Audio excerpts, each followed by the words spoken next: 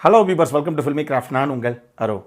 இந்த எபிசோடில் நம்ம பார்க்க போகிற படம் 2024 ஒரு அமெரிக்கன் ஃபீல் குட் எமோஷனல் ட்ராமாவாக வெளியான ஆர்டினரி ஏஞ்சல்ஸ். இப்போ இந்த படத்துடைய கதை என்ன அப்படிங்கிறத லைட்டாக இங்கே நம்ம பார்த்துடலாம். படத்தில் நம்ம கதாநாயகனுடைய பேர் எட். இவருக்கு ஒரு அம்மா, மனைவி, ஒரு பொன் பிள்ளை, பெரிய பிள்ளை ஏற்கனவே இருக்குது. இப்போ தான் 2வது மக அவருக்கு பிறந்திருக்கு. ஹாஸ்பிட்டலில் மனைவி அப்போ தான் பெண் குழந்தையை பெற்றெடுத்து கணவர் கையில் கொடுக்குறாங்க. நம்மளால் சந்தோஷத்துடைய உச்சியில் அந்த குழந்தைய வாங்குறாப்புல. அப்படியே கொஞ்ச நேரம் ஆசுவாசப்பட்டு பேசுகிறாங்க. நேராக டப்புன்னு கட் பண்ணால் 5 வருஷம் கழித்து கதைக்களம் நகருது. இப்போ மனைவி கிட்டத்தட்ட பெட்ரிடனாக இருந்து இப்போ இறந்து போய் பெட்டில் கிடக்கிறாங்க.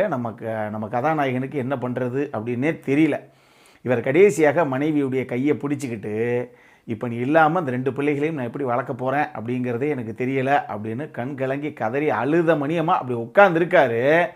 இது முதல் பிரச்சனை அவருக்கு. அதாவது மனைவினா உயிரே வச்சுருப்பார் இவர். அவங்களும் கணவன்னா அந்தளவுக்கு உயிராக இருக்கக்கூடிய ஒரு நல்ல அந்யோன்யமான தம்பதிகள் இவங்க. இதில் மனைவி இறந்து போயிட்டா இப்போ அப்படிங்கிறது முதல் சோகம். அப்படின்னா இப்போ 2வதாக இவருக்கு அந்த பெண் பிள்ளை பிறந்துச்சு இல்லையா, அந்த பொண்ணு பேர் மிஷேல். 5 வயசு பொன் குழந்தை அது. அந்த குழந்தைக்கு லிவரில் ஒரு பிரச்சனை. அதனால் லிவர் டிரான்ஸ்பிளான்டேஷன் சீக்கிரம் கூடிய விரைவில் பண்ணியே ஆகணும். அதிகபட்சம் 1லேருந்து 1.5 வருஷத்துக்கு மேலே அந்த குழந்தை உயிரோடு இருக்காது அப்படின்னு டாக்டர்ஸ் எல்லாம் சொல்ல போக, இப்போ அந்த விஷயத்தை வேறு, அந்த சர்ஜரியை வேறு முடிக்கணும் 1.5 வருஷத்துக்குள்ளே அதிகபட்சம். இது இன்னொரு பக்கம் பிரச்சனை. இது இவருடைய கதை அப்படின்னு ஒரு பக்கம் சித்தரிக்கப்பட்டால், இப்போ தான் நம்ம கதாநாயகியுடைய என்ட்ரி. அவங்க பேர் ஷரோன். அவங்களும் அவங்க ஃப்ரெண்டும் சேர்ந்து ஒரு சலூன் ஷாப் ஒன்று வச்சுருக்காங்க. ஏதோ சம்பாதிக்கிறது கைக்கு வாய்க்கும் கரெக்டாக இருக்குது. இது என்ன பிரச்சனை அப்படின்னா, நம்ம கதாநாயகி இருக்குதே, அந்த அம்மா ஒரு முடா குடியாரி. அந்த மாதிரி 24 மணி நேரமும் குடித்த மணியமாகத்தான் இருக்கிறாங்க. அவங்கள பொறுத்தளவுக்கு யார் மேலே எதுலேயுமே பெருசாக அவங்களுக்கு நம்பிக்கை கிடையாது, எந்த விஷயத்துலையும் உடன்பாடே கிடையாது. ஆனால் இந்த சின்ன குழந்தை கதாநாயகனுடைய அந்த 2வது பொண்ணு மிஷேல், அந்த பொண்ணுடைய கேஸு ஒரு பேப்பரில் பப்ளிஷ் பண்ணப்படுது. அதை யதார்த்தமாக நம்ம கதாநாயகி பார்த்துட்டு, 5 வயசில் ஒரு குழந்தைக்கு இப்படி ஒரு பிரச்சனையா, என்ன சொல்கிறது, நம்ம ஏதாவது நம்மளால் முடிஞ்ச ஹெல்ப்பை பண்ணணும் அப்படின்னு சொல்லி இவங்க கதாநாயகனை அப்ரோச் பண்ணி ஹெல்ப் பண்ண ஆரம்பிக்கிறாங்க. கதாநாயகனுக்கு இதில் உடன்பாடே கிடையாது. ஏம்மா அவன் ஏற்கனவே 1008 பிரச்சனைகள் இருக்கேன், நீ வேற ஏமா நடுவில் வந்துக்கிட்டு நானே ஹெல்ப் பண்ணுறேன்னு அப்படின்னு அவருக்கு ஒரு சின்ன அவருக்கு பெருசாக பிடித்தம் இல்லை இதில். இப்படி இருக்கக்கூடிய நிலைமையில் திடீர்னு இந்த குட்டி பொண்ணுக்கு உடம்பு சரியில்லாமல் போகுது. இவர் ஹாஸ்பிட்டலில் போய் உடனே தூக்கிட்டு ஓடுறாப்புல. போனால் அவங்க ட்ரீட்மெண்ட் எல்லாத்தையும் பண்ணுறதெல்லாம் பண்ணிவிட்டு போகிறதுக்கு முன்னாடி பில்லை கட்டு போங்க அப்படிங்கிறாங்க. எவ்வளோங்க அப்படின்னு கேட்டால், அது ஒரு $6,000 ஆச்சுங்க அப்படிங்கிறாங்க. $6,000 கிட்டத்தட்ட ஒரு 5 லட்ச ரூபா நெருக்கி பணம். யோசிச்சு பார்த்துக்கோங்க. எங்கே திடீர்னு என்ன குழந்தைக்கு உடம்பு சரியில்லைன்னு ஹாஸ்பிட்டலுக்கு கூட்டு வந்தால் 5 லட்சமாக கேட்ப, எங்கிட்டு கட்டுறது நம்மள மாதிரி ஆளுகள்லாம். அதனால் அவருக்கு ஒன்றுமே புரியலை. இப்படிப்பட்ட ஒரு நிலைமையில் கடைசியாக இவருடைய பொண்ணை கதாநாயகனால் காப்பாற்ற முடிஞ்சதா இல்லையா அப்படிங்கிறது தான் இந்த படத்துடைய மொத்த கதையை. இந்த படத்தை பொறுத்தளவுக்கு ஜான் கன் இயக்குன ஒரு படம் இது. செம்ம சூப்பர்பான ஒரு நல்ல ஃபீல் குட், நல்ல எமோஷனல் ட்ராமா அப்படின்னு தான் நான் சொல்லுவேன். பட் எக்ஸ்பெக்டேஷன் இங்கேயே தெளிவாக உங்களுக்கு நான் செட் அவுட் பண்ணிடுறேன். இந்த படம் ஒரு டெட் ஸ்லோ ட்ராமா. ஒரு 2 மணி நேரத்துக்குள்ளே இந்த படம் ஓடுதுன்னு வச்சுக்கோங்களேன்.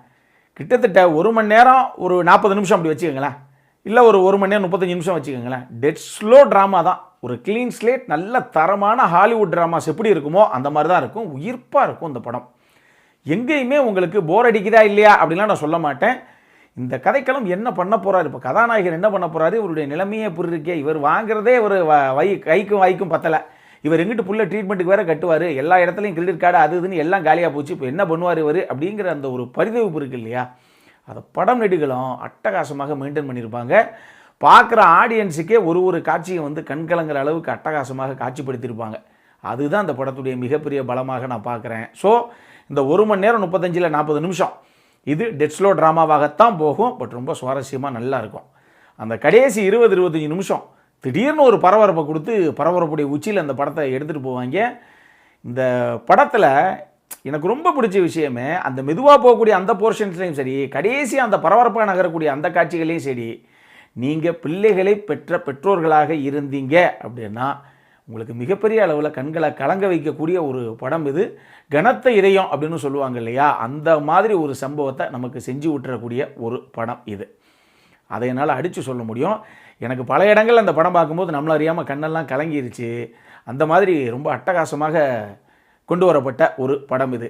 இதில் மேட்ரு என்ன அப்படின்னா, இந்த படம் உண்மையாகவே 1994 இதே மாதிரி ஒரு பெண் பிள்ளைக்கு நடந்த ஒரு சம்பவம் என்னாச்சு அப்படிங்கிற அந்த உண்மை கதையிலிருந்து தழுவி தான் இதை படமாக எடுத்துகிட்டு வந்திருக்காப்புல ஜான்கன்.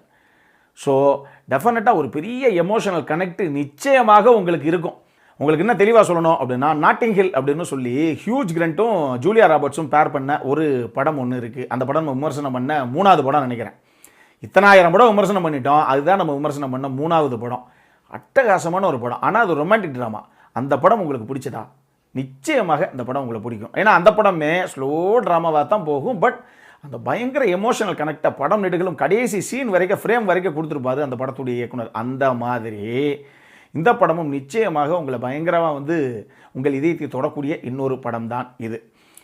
அந்த நாட்டிங் ஹில் படமாகட்டும், 50 ஃபர்ஸ்ட் டேட்ஸ்னு சொல்லி ஆடம் சாண்ட்லரும் ட்ரூ பேரிமரும் ஒரு படம் ஒன்று பண்ணியிருப்பாங்க. அந்த படமும் அப்படி தான், லைட் ஹார்ட்டட் பட் நல்ல எமோஷனல் ட்ராமாஸ் மாதிரி இருக்கக்கூடிய படங்கள். இந்த மாதிரி படங்கள்லாம் உங்களுக்கு பிடிக்குது அப்படின்னா இந்த படம் கண்டிப்பாக உங்களுக்கு பிடிக்கும் மக்களே. நான் நம்மளுடைய வேவ்லென்த் ரசிகர்களுக்கெல்லாம் இந்த படம் ஒரு ஹைலி ரெக்கமெண்டட் படம், மஸ்ட் வாட்ச் படம் அப்படின்னு நான் சொல்லுவேன். எந்த காரணத்தை கொண்டும் மிஸ் பண்ணிடாதீங்க. 2 மணி நேரம் டெஃபினட்டாக நம்ம மனசை அப்படியே கணக்க வைக்கக்கூடிய ஒரு படமாக இந்த படம் இருக்கும். நிச்சயமாக பாருங்கள். இன்னொரு முக்கியமான ஹைலைட் என்ன அப்படின்னா, இந்த படத்தில் கதாநாயகியாக பண்ண ஹிலாரி ஸ்வாங்க், அவங்க அட்டகாசமான ஒரு ஆர்டிஸ்ட்டு. இந்த படத்தில் அவங்களுடைய கதாபாத்திரமே அவங்க யார், சம்மந்தமே இல்லாத ஒரு குடும்பத்துக்கு திடீர்னு அந்த அம்மா இதுக்கு ஹெல்ப் பண்ணணும், இப்போ இதனால் அந்த அம்மாவுக்கு என்ன ஆதாயம் அப்படின்னு சொல்லி அந்த அம்மாவுக்கு ஒரு பேக் ஸ்டோரி ஒன்று இருக்கும். அதை அங்கங்கே டைலாக்ஸில் கான்வர்சேஷன்லேயே அவங்க ரிவீல் பண்ணியிருப்பாங்க. எதையும் விஷுவல்ஸாக அவங்க எங்கேயுமே காமிச்சிருக்க மாட்டாங்க. பட் எதுக்காக அந்த விஷயத்தில் இவ்வளோ தூரம் ஹெல்ப் பண்ணாங்கங்கிறதுக்கான அந்த ஒரு கணம் அவங்களுடைய அந்த ஃப்ளாஷ்பேக் ஸ்டோரியில் போகிற போக்கில் சொல்லியிருப்பாங்க. இருந்தாலும் அந்த ஃபீல் நமக்கு இருக்கும். ஏன்னா அவங்களுக்கும் அவங்க பையனுக்கும் இடையில் ஒரு சில காம்பினேஷன் சீன்ஸ் இருக்குது, அது நீங்கள் பாருங்கள்.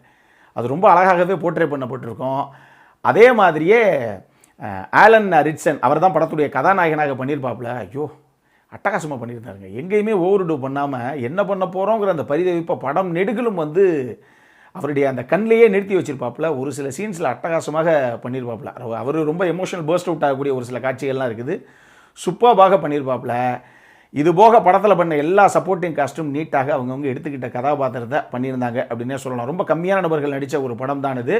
பட் சூப்பராக in terms of performance output அட்டகாசமாக வாங்கியிருந்தாப்புல இயக்குனர். அடல் கானடை பொறுத்தளவுக்கு இந்த படத்தில் எதுவுமே கிடையாது. இது டெஃபினட்டாக ஃபேமிலியோடு உட்காந்து பார்த்து என்ஜாய் பண்ணக்கூடிய 6லிருந்து 60 வரைக்கும் அப்படி ஒரு படம். மிஸ் பண்ணாமல் பாருங்கள். செமையான ஒரு நல்ல ஃபீல் குட் எமோஷனல் ட்ராமா இந்த படம். இந்த படம் நம்ம சைடில் இருந்து ஒரு ஹைலி ரெக்கமெண்டட் படம். ஏற்கனவே சொன்னதான், மிஸ் பண்ணாமல் சட்டுப்புட்டுன்னு பார்க்குற வழியை பாருங்கள். இதே மாதிரி இன்னொரு வீடியோவோட அடுத்த முறை உங்களை சந்திக்கிற வரைக்கும் இட்ஸ் அருண் சைனிங் ஆஃப்.